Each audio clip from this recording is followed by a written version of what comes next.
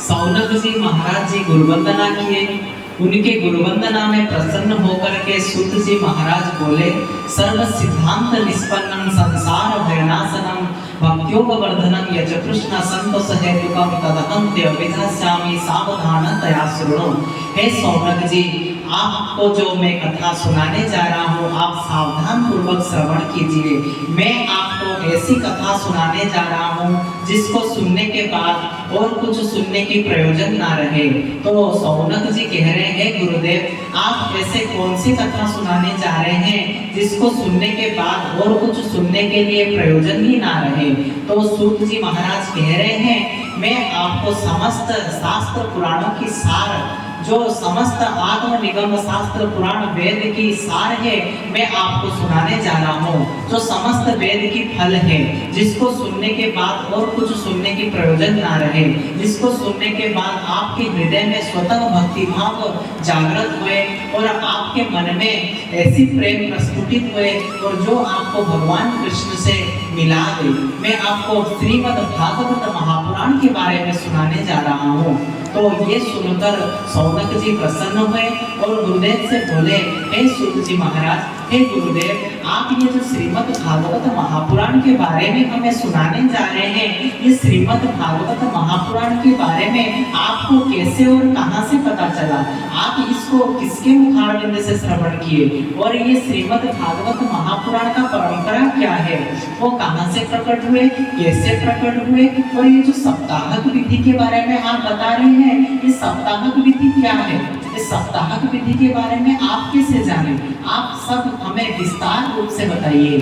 तो ये बात सुनकर सूत जी कहते हैं कि ये जो परंपरा है ये कुछ इस प्रकार है। श्रीमद् भागवत, आप तो चतुश्लोकी भागवत के बारे में जानते होंगे, मैं आपको बताया था। जैसे कि कहते हैं ये भागवत भगवान के मुखारबिंद से प्रकट हुआ। भगवान ब्रह्मा जी को, ब्रह्मा जी अपने मानस पुत्र नारद जी को, नारद जी वेदव्यास जी को और वेदव्यास जी से सुखदेव जी को। ये इसका परंपरा है। ऐसे परंपरागत से भागवत चली आ रही है। और ये भागवत महापुराण आप कैसे प्राप्त किए? सूत जी महाराज कह रहे हैं, मैं अपने गुरु वेदव्यास जी से भागवत महापुराण प्राप्त किया। मैं वेदव्यास जी से प्राप्त किया और जब सुखदेव जी महाराज सुखताल पर परीक्षित जी महाराज जी को कथा सुना रहे थे, तब भी मैं वहां पर उपस्थित रह के सुखदेव जी के मुखारबिंद से कथा का श्रवण किया। इस प्रकार रूप से मुझे भागवत महापुराण सुनने की और भागवत महापुराण के बारे में जानने की सौभाग्य प्राप्त हुआ। ये जो भागवत महापुराण के बारे में मैं आपको बताने जा रहा हूँ, इसके सप्ताहिक विधि के बारे में आपके मन में जानने की जिज्ञासा है, तो इसके सप्ताहिक विधि के बारे में मैं आपको बताने जा रहा हूँ। इसके सप्ताहिक विधि क्या है? तो वो कह रहे हैं, एक समय नारद जी पृथ्वी पृष्ठ पर भ्रमण करने के उद्देश्य से आए। वो भ्रमण कर ही रहे थे, वो विभिन्न तीर्थ स्थान गए, गंगा, श्रीरंगम, सेतुबंधम इत्यादि विभिन्न तीर्थ स्थान भ्रमण कर ही रहे थे। तो उनके मन में शांति नहीं मिल, उनके मन को शांति नहीं मिल रहा था, उनके मन में शांति नहीं था। तो वो भ्रमण करके क्या देख रहे थे, क्यों शांति नहीं था? ये सब तो तीर्थ स्थान है, तीर्थ स्थान भ्रमण करने से तो शांति मिलता है। नारद जी के मन में इसीलिए शांति नहीं था क्योंकि कलिकाल अपना कराल रूप में आ चुका था। कलिकाल अपना प्रकोप दिखा रहा था। हर जगह पर जहाँ भी जा रहे थे, अत्याचार, अनाचार, दुराचार ही देखने को मिल रहा था। और जो ब्राह्मण लोग हैं वो शास्त्र के मत से कार्य नहीं कर रहे थे, शास्त्र विरुद्ध काम कर रहे थे, शास्त्र विरुद्ध कार्य कर रहे थे, शास्त्र विरुद्ध आचरण कर रहे थे। कहीं पर धर्म का अनुष्ठान इत्यादि नहीं हो रहा था, अगर हो भी रहा था तो गलत उपाय से हो रहा था। तो ये देख करके नारद जी दुखी हो गए और दुखी होकर के वो ऐसे पृथ्वी का भ्रमण करते हुए वृंदावन आ पहुँचे।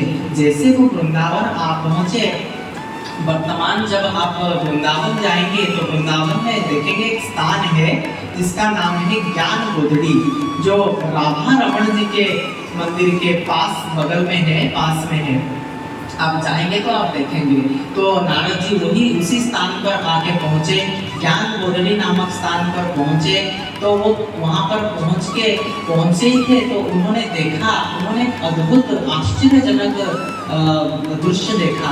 तो उन्होंने क्या देखा, उन्होंने वहां पर पहुंचकर देखा एक सुंदर स्त्री यमुना किनारे ज्ञान बोधनी पर बैठी हुई है, उसके गोद में दो पुरुष लेटे हुए हैं और बहुत सारे स्त्रियां उनको पंखा कर रही है। वो जो स्त्री है, वो जो सुंदर स्त्री है और उनके गोद में जो दो वृद्ध पुरुष लेटे हुए हैं उनको पंखा कर रहे हैं। तो नारद जी ये देख करके विस्मय प्राय हुए, विस्मय होकर के जानने हेतु वो समीप गए।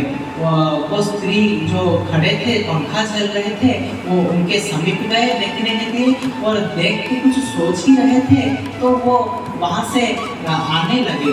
जैसे वो आ ही रहे थे तो पीछे से तुरंत आवाज आया, भो साधु क्षणं तिष्ठ मचिन्तां विनाशय, भो साधु क्षणं तिष्ठ मचिन्तां विनाशय।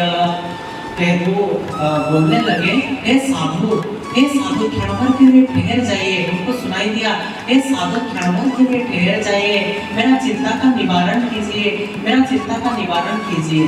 तो ये सुनते ही नारद जी वहां पर खड़े हो गए और खड़े होकर के वो पीछे मुड़ के देखे, वो जो सुंदर स्त्री बैठी हुई है वो नारद जी को ही कह रहे हैं, वो साधु क्षणं तिष्ठ मचिन्तामपि नाशय, हे साधु क्षण भर के लिए ठहर जाइए और मेरा चिंता का निवारण कीजिए, मेरा चिंता का समूल नाश कीजिए। तो ये नारी का क्या चिंता है, कि क्यों चिंतित है, इसके बारे में हम जानेंगे। बोलिए श्रीमद् भागवत महापुराण की जय। जय जय श्री राधे, जय जय श्री राधे, जय जय श्री राधे श्याम।